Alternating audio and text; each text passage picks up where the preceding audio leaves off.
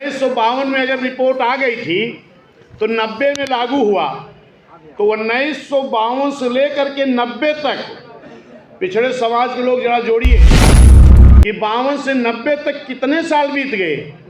लगभग 38 साल।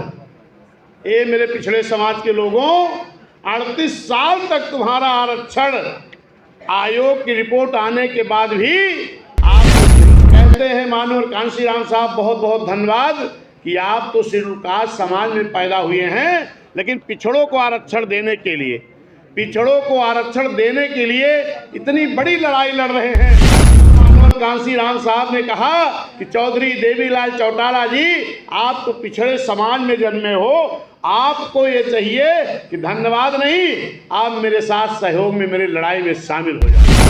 चौधरी देवीलाल चौटाला जी कहते हैं कि अगर हम लड़ाई में शामिल हो गए तो राजा बीपी सिंह हमको प्रधानमंत्री पद से हटा देंगे।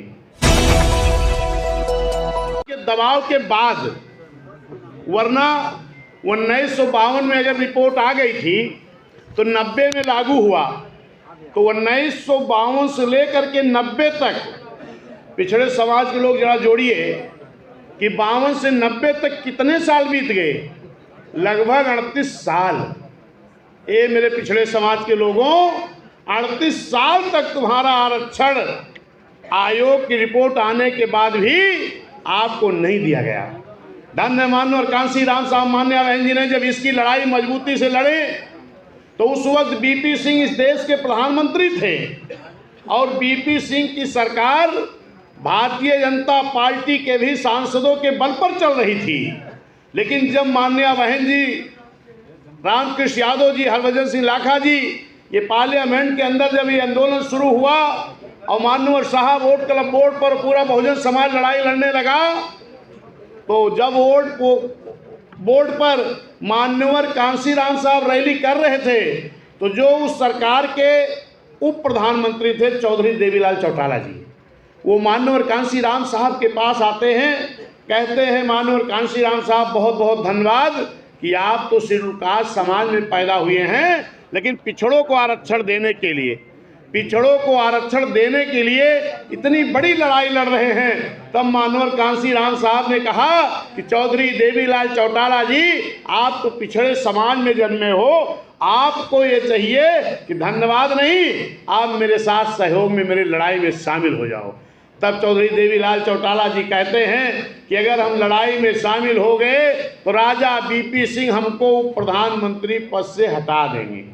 तो माननीय कांशी राम साहब ने कहा, अगर पिछड़े हो करके पिछड़ों की लड़ाई में आप मेरे साथ नहीं खड़े होगे तो वैसे भी आप हट जाओगे, लेकिन अगर मेरे साथ आप खड़े हो गए तो ये पूरा संख्यक समाज, पिछड़ा समाज, स्वीकार समाज और सर समाज के न्याय पसंद लोग आपके साथ खड़े हो जाएंगे और आप तब इस देश के कभी न कभी प्रधानमंत्री भी बन सकते हो। मेरे सम्मानित साथियों, इस बात को जब बीपी सिंह को पता लगा कि माननीय कांशी राम साहब इस पे अड़े हैं, मान्या बहन जी अड़ी हैं, तब उन्होंने कहा कि मैं आपको, अगर ये जो मांग है आपकी, अगर हम आपका पिछड़ा वर्ग का आरक्षण लागू करेंगे तो ये भाजपा के लोग मेरी सरकार गिराने जा रहे हैं, आप मुझे अपने सांसदों का समर्थन दे दो। तब माननीय साहब मान्या बहन जी ने कहा कि समर्थन तो हम दे देंगे, लेकिन शर्त आपकी नहीं हमारी होगी। शर्त क्या होगी कि सबसे पहले तो जिन्होंने इस देश का संविधान बनाया, डॉक्टर BR अम्बेडकर साहब, इनको आज तक भारत रत्न का आरक्षण, भारत रत्न की उपाधि नहीं मिली है, ये देने का काम करना पड़ेगा आपको। दूसरे, ये पिछड़ा समाज जिसको आज 38 साल बीत गया है, इसको आरक्षण नहीं मिला है, ये आरक्षण देना पड़ेगा आपको। और तीसरी शर्त थी कि उस वक्त अडवाणी जी इस देश में उन्माद फैलाने के लिए एक रथ यात्रा लेकर के निकले थे, वो रथ यात्रा रोकनी पड़ेगी ताकि इस देश में भाईचारा न बिगड़ने पाए।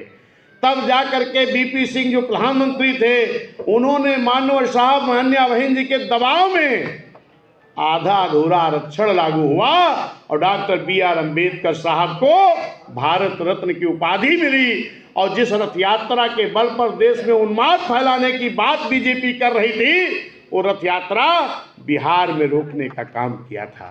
मेरे सम्मानित साथियों, आधा अधूरा मैं क्यों कह रहा हूं? क्योंकि पिछड़े समाज के लोग, मेंबरी में इनका आरक्षण है, गांव में क्षेत्र पंचायत सदस्य में है, प्रधानी में है, जिला पंचायत सदस्य में है, आपके टाउन एरिया नगर पालिका जिला पंचायत अध्यक्ष में भी है, लेकिन विधानसभा लोकसभा में आपका आरक्षण आज भी नहीं है। कि है?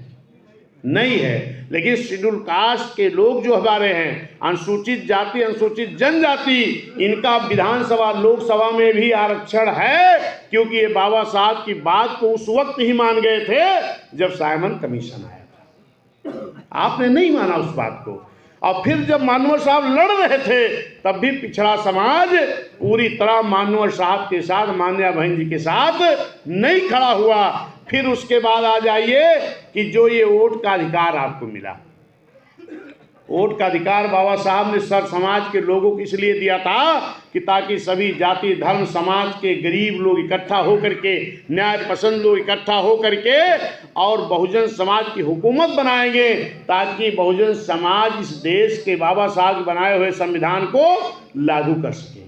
लेकिन साथियों, हुआ क्या कि वोट का अधिकार तो सबको दिया गया। वोट पड़ना शुरू हुआ 1952 में, और बीएसपी कब बनी? 1984 में। बीएसपी कब बनी? 1984 में। 52 से 84 तक कितने वर्ष बीत गए?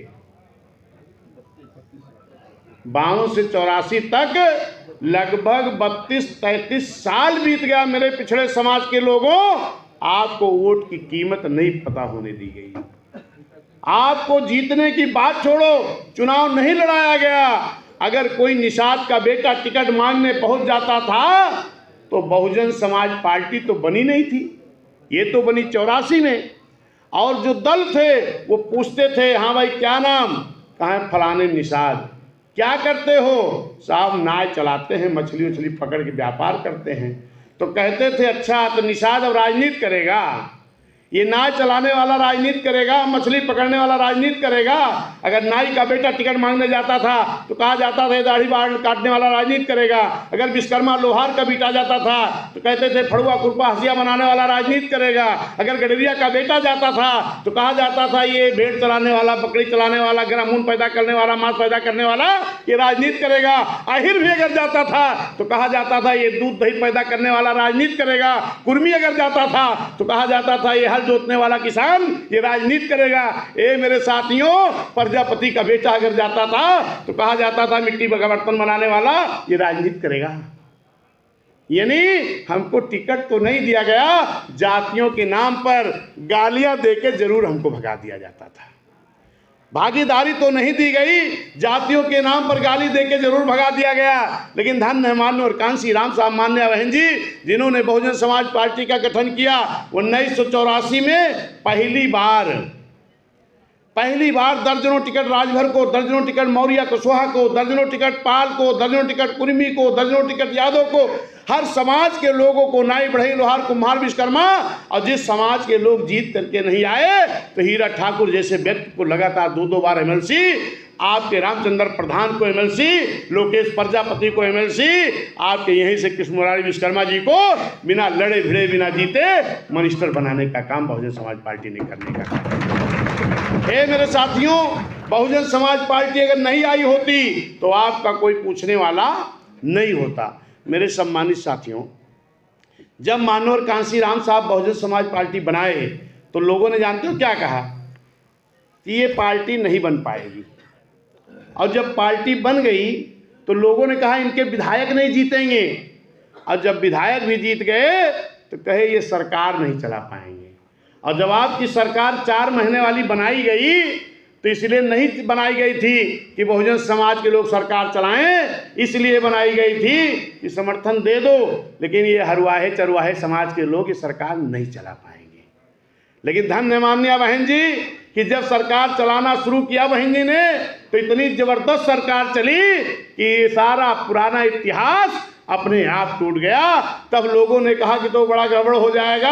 तुरंत आनन फानन में 4 महीने भी मान्या बहन जी को सरकार गिराने का काम किया। जो लोग समर्थन किए थे वही लोग फिर बाद में वो अपने स्वार्थ में सरकार बनवाते हैं, फिर 6 महीने में गिरा देते हैं। फिर सरकार बनाई जाती है, फिर 16 महीने में गिरा दी जाती है।